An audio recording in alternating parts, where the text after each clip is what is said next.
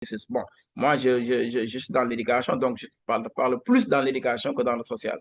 Et il y a beaucoup d'enfants qui réussissent après le CFE, mais malheureusement, les écoles, les collèges ou les lycées ne veulent pas les accueillir. Faute de quoi, ils nous parlent d'infrastructures, ils nous parlent d'aide humaine ou technique, soit des AVS, soit des matériels didactiques qui permettent aux enfants de progresser. Donc, en grosso modo, je suis désolé de venir en retard, hein, parce que Cham, on parle trop de l'exposé de Cham, je voulais vraiment y assister. Mais malheureusement, le temps m'avait pris, donc je n'avais pas pu assister à ça. Pour le moment, voilà ce que je voulais vous expliquer. Et je répète encore, je suis très content d'être parmi ces familles-là. Parce que moi, tout ce qui touche le handicap, tout ce qui touche l'enseignement spécialisé, je préfère être parmi ces organisateurs et ces décideurs. Voilà, merci. Merci infiniment, Monsieur Mbao. Merci aussi pour ceux qui sont intervenus, qui nous renforcent dans la conviction que nous avons que la sensibilisation dans ces domaines-là est un problème important. C'est ce qui explique ce webinaire et la démarche de l'ENS. Autre point aussi qui transparaît dans vos interventions, c'est qu'ici, il faut un renforcement de capacité des professionnels qui travaillent dans la prise en charge de ces enfants. Ben, ce qui nous conforte aussi dans notre démarche de formation continue à travers les certificats que nous proposons aux différents professionnels. Et tout à l'heure, nous vous parlerons du certificat qui va accompagner ce webinaire qu'on est en train de faire sur le handicap. Merci beaucoup. Alors, est-ce qu'il y a des réactions? Alors, il y a quelqu'un, il y a monsieur, il y a Nialou Bachili qui demande si elle peut avoir le contact d'Abdoulaye Mbodj de Talibou Dabo, s'il vous plaît. Donc, c'est Madame Diallo Bachili qui est intervenue tout à l'heure. Donc, elle demande si elle peut avoir le contact de M. Mbodj. Donc, vous pouvez communiquer dans le chat, si possible, M. Mbodj, avec C'est Madame Abdoulaye Bachili. Mbow, hein? Abdoulaye Mbow, Mbow. Oui, M. Abdoulaye Mbow. C'est M. Abdoulaye Mbow au C'est lieu de Abdoulaye. Mbodj. Oui, si vous. Voilà, donc vous Oui, il n'y a, pouvez y a aucun échanger. problème. Mes contacts, il n'y a aucun problème. Alors, vous pouvez échanger avec elle sur le chat. De toute façon, elle a écrit sur le chat. Je suis en train de Oui, lire oui. son message. Voilà, c'est OK. M. Mbow. OK. Merci beaucoup, M. OK. Mbow. Alors, qui veut prendre la parole encore? Ou bien, M. Cham, dès que vous voulez reprendre la parole pour réagir par rapport au truc là, vous pouvez. Hein?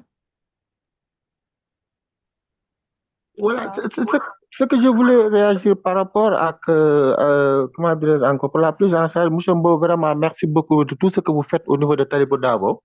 De Talibou Dabo. Ce que vous venez de dire là, c'est exact. Avec M. Sam, toujours, il est là pour défendre les enfants handicapés. Parce qu'ils ont le droit à l'éducation, comme vous venez de le dire. On n'a pas le droit de rejeter ces enfants déficients intellectuels, ces enfants handicapés, et ainsi de suite. Donc, mais par contre, toujours, il faut que l'État, peut-être c'est bien beau de dire, ne rejette pas cet enfant-là, ne rejette pas l'élève-là, parce qu'il a un droit d'aller à l'école. Mais par contre, il faut donner des moyens de partage, il faut donner des moyens à cet enseignant-là qui puisse mieux connaître exactement comment entreprendre cet enfant déficient intellectuel, cette personne handicapée. Parce que on a parlé d'infrastructure, parce que des classes de sixième ou bien des classes de CM2 qui sont en premier étage et que l'enfant handicapé n'a pas le moyen d'être en premier étage, peut-être ça peut poser des problèmes. Et tout ça, l'État doit accompagner ces personnes-là, l'État doit accompagner l'établissement aussi pour le doter de moyens. Madame Bachili aussi, les enfants déficients intellectuels, peut-être les enfants handicapés, ils peuvent avoir accès à certaines écoles parce que ils ont leur savoir, peut-être ils ont leur esprit et ce ne sont pas des déficients intellectuels. Mais par contre, un enfant déficient intellectuel, il faut avoir les moyens pour l'accompagner. Les moyens, je veux dire qu'il y a un seul centre qui se trouve au niveau de Dakar, qui est le CFDI, qui accompagne, qui accepte les enfants déficients intellectuels. À part ça, toutes les autres écoles sont des écoles privées et ça demande des moyens. Et ces moyens-là, il faudra débourser plus d'une centaine de mille pour pouvoir accompagner ton enfant au niveau de ces centres spécialisés.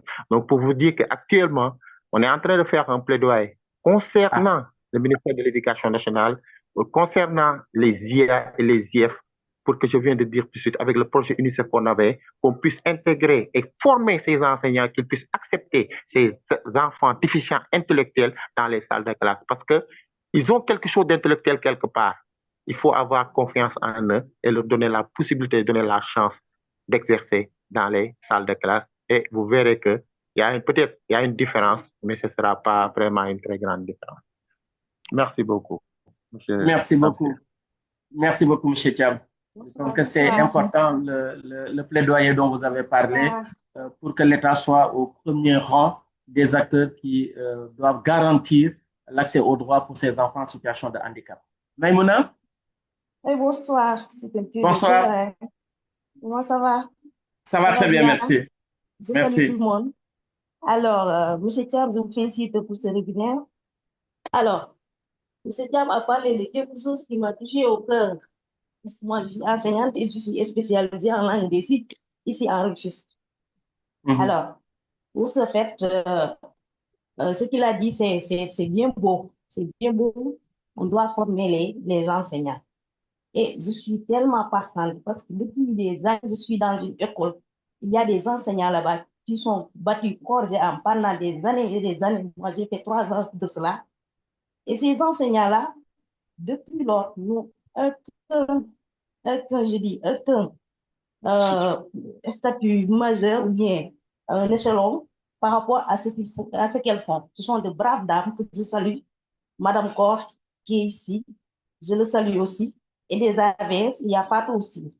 Ce sont mes collègues. Alors, de ce fait, dans cette inclusion-là, il faut que l'État donne l'avantage ou bien fait une formation suivie. Parce que nous, on est formés par rapport à l'ACHI. L'ACHI nous a formés et à chaque fois, on fait des recyclages. Nous, on s'occupe des enfants à déficience auditive seulement, ici à l'école Tchaoulène. Il y a à Caserne aussi, il y a à Apix et à Ziguinchor. Alors, ces écoles-là sont des écoles privées, des écoles publiques qui accueillent des enfants à déficience auditive. Et il n'y a aucun suivi par rapport à l'État. Je dis à bras ouverts, je dis, et je pèse bien mes mots. On n'a aucune récompense ou bien aucune formation continue par rapport dans cette inclusion. Tout ce que nous avons fait et ce que nous avons, est-ce que vous m'entendez? Allô? Oui, on vous entend, Maïmouna, on vous entend. Vous vous entendez? Oui. Silence là. Alors, tout ce que l'école fournit pour l'accompagnement de ces enfants, c'est de nos propres moyens, bien de l'association et des bonnes volontés qui viennent soutenir l'école à chaque fois. Et je salue le directeur, M. Daoud Diouf, qui devait être ici. Je le salue et je lui encourage tellement par rapport dans cette inclusion. Nous n'avons pas la capacité d'accompagner d'autres enfants à déficience aussi, mais on inspire à être formé. Et je suis garant à votre formation que vous allez bientôt dérouler. Et je suis partante. Merci beaucoup à l'ENS. Merci pour le certificat que vous m'avez délivré sur la protection de la petite enfance. Merci beaucoup. Merci infiniment, Maïmadou. Merci beaucoup. Merci infiniment. En tout cas, à travers vous, nous saluons tous les efforts qui sont faits par les personnes qui sont dans l'ombre, dans l'anonymat et qui œuvrent au quotidien pour l'inclusion des enfants en situation de handicap. C'est pas facile et c'est vraiment avec le cœur qu'ils y vont, avec les maigres moyens qu'ils ont, mais vous avez toute notre reconnaissance. Merci beaucoup. Oui. Merci. Bonsoir. Bonsoir. Ok. Bonsoir. Alors, il y a Yannick Djedjou et Rajassi qui ont levé la main. Donc, dans un premier temps, on va donner la parole à M. Djedjou avant. M. Djedjou, vous nous entendez? Bonsoir, je fais honneur aux femmes. D'accord, donc on fait honneur aux femmes. Donc, la parole à Mme Rajassi. Merci. Bonsoir, merci. Bonsoir à tous. Oui, professeur, je vous entends très bien. D'accord, non, on donne la parole à Mme Rajassi. Merci beaucoup. Je vous écoute attentivement. Merci infiniment. Merci beaucoup. Voilà, merci. Tout à l'heure. Oui, bonsoir à tous. Merci d'abord à l'école, à l'ENES, pour avoir initié cette formation des éducateurs spécialisés. Et ce webinaire était vraiment très, très intéressant. Donc, je voudrais adresser toutes mes félicitations à Hassan pour ce brillant exposé. Et j'ai vu qu'en fait, il a tenu en haleine tous les participants. Bravo, Hassan. En fait, j'ai bien écouté tous les intervenants et tout ce qui a été dit est exact. C'est ce que nous vivons au quotidien sur le terrain. Les difficultés sont nombreuses. Chacune des organisations qui œuvrent pour l'inclusion des personnes handicapées fait à la mesure de ses moyens et à la mesure de ses connaissances pour pouvoir donc faciliter l'inclusion scolaire, l'inclusion sociale de la cible. Et en fait, pour moi, pour qu'on puisse travailler à grande échelle, faciliter cette inclusion à grande échelle et qu'aucun enfant handicapé, quel que soit son type de handicap, ne soit laissé en rade, que tous les enfants puissent aller à l'école, que tous les enfants puissent bénéficier des soins médicaux, il faut une implication de l'État. Parce que chacun à notre niveau, nous faisons ce que nous pouvons avec nos moyens. Et pour cela, il faut qu'il y ait une politique pour l'éducation inclusive au niveau de l'État. Il faut que cette politique, je sais qu'elle est en cours de rédaction, mais il faut que nous fassions tous un plaidoyer pour que cette rédaction soit accélérée, qu'elle soit adoptée par l'Assemblée nationale et que nous puissions la dérouler, que l'État puisse dérouler cette politique d'éducation inclusive et spéciale. Et ça facilitera vraiment le travail à nous autres organisations et ça facilitera la vie aux familles. C'est ce que je voulais dire. Donc, si chacun d'entre nous peut, par ses moyens, par ses connaissances, par ses ramifications, arriver à faire bouger les choses, ça sera hautement bénéfique. Je vous remercie. Merci beaucoup, Madame Si, pour cette invite à une mutualisation des forces de tous les acteurs qui interviennent dans ce secteur. Je pense que c'est une parole qui ne restera pas lettre morte. Merci beaucoup. Yannick Diédhiou. Non, on va donner la parole à Yannick qui a eu l'élégance de faire honneur aux femmes. Oui. Après, on vous prendra, s'il vous plaît. Monsieur Diédhiou, Yannick. Oui, d'accord, merci. C'est M. Kiam, n'est-ce pas? C'est M. Sek Molen, M. Kiam vous entend. Et voilà, c'est ça. Merci de m'avoir donné la parole. Je remercie Agnès et je remercie M. Kiam pour son exposé. Donc, bien que j'étais dehors là, donc ici j'entends, ici je n'entends pas. Donc, mais j'ai glané quelques informations. Donc, moi, je suis AVS au niveau de HI. Voilà. Donc, moi, en fait, il y a des problématiques qui sont soulevées ici. Et moi, je pense que par rapport au refus d'accueillir, par exemple, les enfants dans des écoles, dans des établissements scolaires publics, donc, en fait, c'est que ces enseignants ne sont pas assez préparés, n'est-ce pas? Ne sont pas assez outillés pour pouvoir accueillir ces enfants-là. Donc, je dirais que c'est quand même normal. Donc, parce qu'ils ne savent pas comment faire pour accompagner ces enfants. Maintenant, autre chose, c'est qu'au niveau des parents, les parents ne sont pas assez sensibilisés. Ils n'ont pas beaucoup d'informations. Nous, quand on sillonnait les quartiers de Dakar là, pour identifier des enfants qui sont en situation de handicap, donc pour pouvoir les scolariser. Donc, on a remarqué qu'il y a beaucoup d'enfants, bon, il y a beaucoup de parents qui n'ont pas véritablement été informés de l'existence des écoles inclusives, n'est-ce pas? Et moi, comme nous travaillons avec HI et spécifiquement avec les déficients auditifs, alors on a dû orienter beaucoup de parents, n'est-ce pas, vers ces écoles-là publiques qui sont des écoles inclusives. Il y a pas dans les, comment on appelle ça, dans cette période de mapping, on appelle ça mapping, hein. Donc, il y a eu beaucoup de parents qui nous disent que eux, ils n'ont pas suffisamment de moyens financiers pour la scolarisation de leurs enfants. Donc, qu'est-ce qu'ils font? Ils les cachent à la maison ou alors ils les donnent des jouets pour pouvoir les distraire. Pendant ce moment, ils les enferment. Ils ont eu à enfermer les enfants toute la journée. Hein. Maintenant, quand ils descendent du travail, ils les retrouvent là-bas.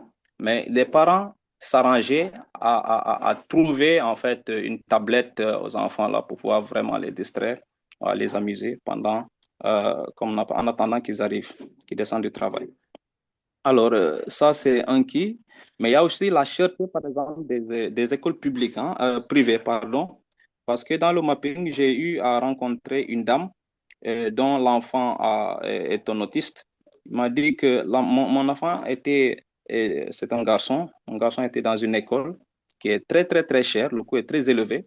Donc, la dame me parlait de 195 000 par mois. Voilà. Donc, et finalement, l'enfant n'a pas pu continuer ses études parce qu'il manquait, il manquait de moyens financiers. Donc, il faut vraiment qu'on réfléchisse par rapport à ça, par rapport aux écoles autistes hein, qui prennent en charge des enfants autistes. Et ça, et autre chose, c'est aussi les parents qui te disent que, bon, moi, je ne peux pas mener mon enfant pour faute de transport. Faute de transport. Et si l'organisation, votre partenaire comme Hachi, c'est pas, voudrait assurer le transport à mon enfant, donc là, il n'y a pas de problème.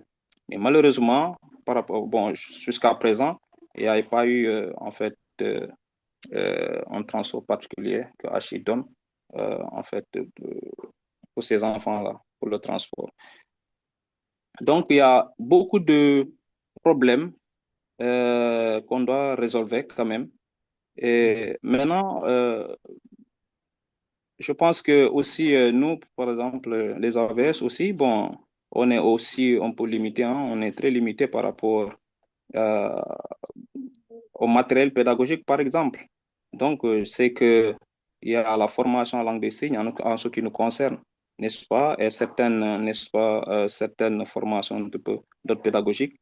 Mais jusqu'à là, il reste beaucoup, beaucoup, beaucoup de choses à faire. Beaucoup de choses à faire. Et moi, je pense que, dès qu'on l'on dit déjà, il faut que l'État vraiment fasse tout vraiment pour soutenir, pour mieux, comment on appelle ça, pour mieux accompagner ces enfants. Voilà, parce que c'est ça. Et pour finir ici, bon, moi, il y a un souci. Est-ce qu'il y a des dispositifs, ça c'est une question que je pose, est-ce qu'il y a des dispositifs qui sont mis en place pour la réinsertion socio-professionnelle de ces enfants-là dans leur vie future? Donc voilà, c'est ça ma question. Est-ce qu'il y a des dispositifs qui sont mis en place pour pouvoir vraiment les réinsérer demain, quoi, donc quand ils vont sortir de l'école? Donc, je ne vais pas dans des institutions privées ou publiques. Bon, surtout privées, parce que public, je ne pense pas trop. Mais en fait, quand je dis public, c'est l'école inclusive. Voilà un peu ma question. Merci. Merci beaucoup, M. Diédiou. Je pense que vous soulevez une question extrêmement importante qui renvoie à l'égalité de tous les enfants dans la République.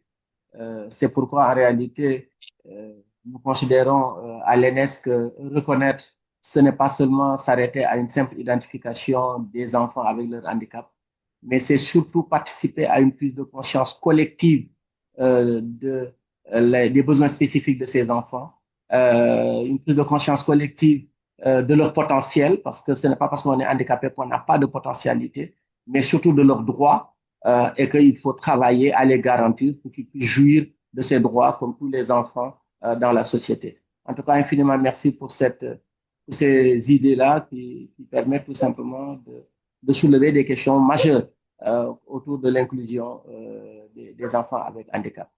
Merci beaucoup. Alors, M. Thiam, vous voulez réagir? Oui, bonsoir. Fatou, Madame Cor de l'école inclusive Tchaoulen. D'accord, Madame. Bienvenue. Je suis très contente de participer à ce webinaire sur la prise en charge des enfants en situation de handicap. Je remercie M. Thiam pour son intervention. Juste une question, je ne sais pas, M. Thiam, je n'ai aucunement entendu parler des enfants en situation d'handicap visuel. Je ne sais pas si c'est une omission ou vous ne prenez pas en charge cet handicap. La deuxième chose, c'est que on aurait préféré d'utiliser les termes comme les personnes en situation d'handicap que d'utiliser les personnes handicapées.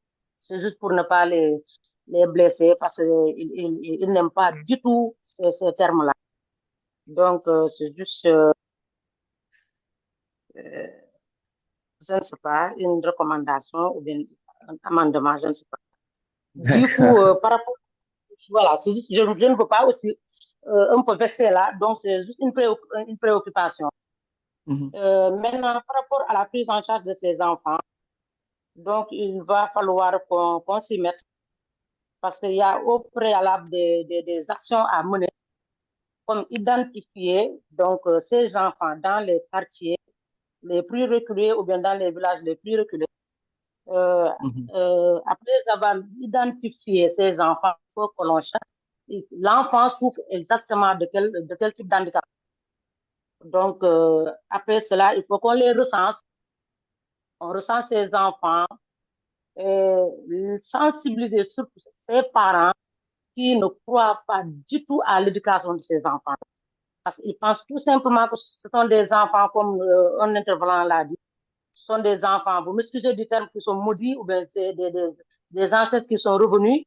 Donc, eux, ils ne pensent qu'à les cacher dans les maisons ou bien peut-être c'est un gène qu'on chasse que madame telle ou monsieur tel a un enfant en situation d'handicap. Donc, ou bien ils les soumettent à la mendicité. Alors que vraiment, cette vision est vraiment réelle. Nous qui y sommes, nous connaissons vraiment, nous savons réellement que c'est possible. Parce qu'on encadre ces enfants-là. Il y a des enfants qui sont surdoués, qui prennent vraiment des moyens que les entendants même n'ont pas. Du coup, c'est réel et c'est faisable aussi de sensibiliser ses parents, les faire comprendre que c'est possible. Votre enfant peut réussir à l'école et se prendre en charge dans le futur. Maintenant,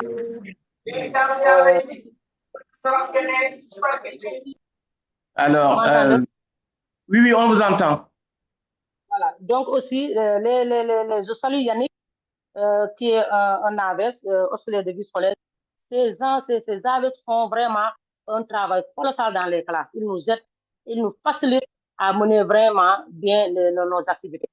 Donc, j'aimerais quand même que les autorités en prennent charge autant pour moi, les accompagner parce qu'ils ont fait la formation en langue des signes, mais la pédagogie fait défaut. Parce que pour vraiment accompagner ces enfants, il faut avoir la pédagogie, la manière pour mieux les prendre en charge. Donc, c'est pas facile parce que les enfants qui souvent sont munis de familles vraiment des familles vulnérables ou bien des familles vulnérables, même si les parents veulent amener les enfants à l'école, mais les moyens font défaut. Du coup, moyens de transport ou bien la prise en charge du repas. Par exemple, si vous prenez le cas de notre école, donc c'est le directeur qui se donne corps et âme pour vraiment avoir une cantine à l'école parce que pratiquement ces enfants habitent très loin. Il y a des enfants qui quittent Gramba, qui quittent Koringailo, qui quittent, etc., etc. Alors que l'école est à risque. Imaginez la distance. Du coup, donc, l'enfant ne peut pas descendre à 13 heures, aller retourner à Koringailo et revenir à 15 heures. Donc, il faut impérativement qu'il y ait une cantine ou bien chercher des moyens à prendre l'enfant en charge jusqu'à 17 heures. Donc, vous voyez que ce n'est pas facile. Donc, ça décourage les parents. Maintenant, pour au moins les motiver, donc le directeur a cherché d'autres moyens, cherché des partenaires, par exemple, pour qu'on installe une cantine au niveau des écoles, pour au moins maintenir ces enfants-là à l'école et leur donner la chance de leur droit, qui est l'éducation. Donc, nous appelons les autorités à mettre vraiment la main à la pâte pour cette réussite totale, parce que c'est leur droit absolu. Et moi, en tant qu'enseignante, je sais que c'est possible et c'est faisable. Donc, donner la chance de réussir et de prendre en charge leurs propres besoins dans l'avenir. Maintenant, pour la suivi aussi, dans les CEM et au lycée. Bon, je pense que c'est une phase expérimentale parce que tout simplement, les AVS doivent prendre en charge les enfants dans toutes les matières. Vous savez bien, c'est pas évident. Donc, il y a les mathématiques, l'anglais, etc., etc. Donc, alors qu'ils n'ont pas fait cette formation. Donc, on se débrouille avec les moyens du bord. Nous appelons les autorités vraiment de prendre vraiment en charge l'inclusion. Prendre en charge l'inclusion. Parce que ce n'est pas chose facile. Merci beaucoup. Nous vous remercions. C'était juste mon intervention. Donc, je dis, engageons-nous tous pour l'intégration totale de ces enfants en situation d'handicap. Merci beaucoup. Merci infiniment pour votre intervention. Vous avez posé des questions à M. Thiam, mais vous avez en même temps soulevé la problématique de l'accessibilité à la fois financière, géographique, des structures de prise en charge de ces enfants avec handicap. Ça fait partie des défis à relever, hein, des structures adaptées, capables de prendre en charge ces enfants-là. Je pense que, voilà, ça montre le travail colossal, mais aussi le changement de représentation par rapport au handicap à l'égard des familles. Monsieur Thiam? Ouais, merci beaucoup, Tamsir. Ce que Madame Fatou Tchaoulène vient de dire, vraiment, c'est tellement important. On n'a pas omis l'handicap visuel. L'handicap visuel, c'est très important parce que on a vu des non-voyants, des malvoyants réussir au bac et continuer leur cursus et devenir des cadres dans cette administration sénégalaise. Que vous dites que vraiment, ils font un excellent travail concernant l'handicap visuel avec le système Braille qui permet de réussir dans la vie. Donc, merci beaucoup d'avoir encore rappelé que peut-être les terminologies, c'est tellement important avec les personnes en situation d'handicap, parce que nous tous, nous sommes en situation d'handicap. Moi qui vous parle, j'ai la myopie et je porte des lunettes de -7, -5. Si je l'enlève, je suis en situation d'handicap pour vous dire que c'est tellement important les terminologies. Donc, merci beaucoup et vraiment, ce que vous faites au niveau de Rufisque, ce que vous faites au niveau avec les non-voyants, vraiment, nous vous félicitons par rapport à tout cela, pour l'engagement que vous avez par rapport à ces personnes handicapées. Donc, toute personne en situation d'handicap, autant pour moi. Pour vous dire que le thème d'aujourd'hui, exactement, c'était comment prendre la prise en charge des enfants handicapés en situation d'handicap. Si on parle d'enfants, peut-être on fait allusion à la prise en charge dès le bas âge, c'est-à-dire à 2 ans jusqu'à 12 ans. Qu'est-ce qu'on peut faire avec ces personnes en situation d'handicap? Comment on peut les accompagner, qu'ils puissent être autonomes, qu'on puisse les accepter dans la société, qu'on puisse les intégrer dans la société, qu'on puisse les accepter dans les salles de classe? Comment préparer ces enseignants-là? Et tout ça, ce que vous venez de dire là, résume tout. Il faut beaucoup de parties prenantes. Et tous ces parties prenantes doivent s'asseoir autour d'une table pour faire le plaidoyer. Parce que l'État peut-être ne comprend pas. Parce qu'il y a beaucoup d'associations, il y a beaucoup de gens qui viennent vers eux. Peut-être qu'ils ne maîtrisent pas exactement qu'est-ce que c'est que l'handicap. On fait des séminaires, mais les parties prenantes, les gens qui sont intéressés réellement, c'est eux qui peuvent dire réellement qu'est-ce qu'ils ont besoin pour pouvoir établir leur projet. Les enseignants sont là. Il suffit simplement de leur donner des instructions, de former au niveau de leur centre de formation et mettre à la disposition, comme l'école nouvelle vient de faire, mettre les enseignants à leur disposition, qu'on puisse les faire comprendre exactement l'handicap, comment on doit se comporter, comment on doit faire, comment on doit les accompagner. Je vous dis que l'État a un grand rôle à jouer par rapport à ça. Maintenant, pour les réinsérer dans la société, comment dire, réinsérer après leur formation. C'est-à-dire, ça, on parle de réinsertion, on parle de formation. Est-ce que ces personnes-là qui sont handicapées, parce qu'il y a des différents types d'handicap, il y a des handicaps physiques, ils peuvent continuer leur cursus si on les accompagne avec les infrastructures.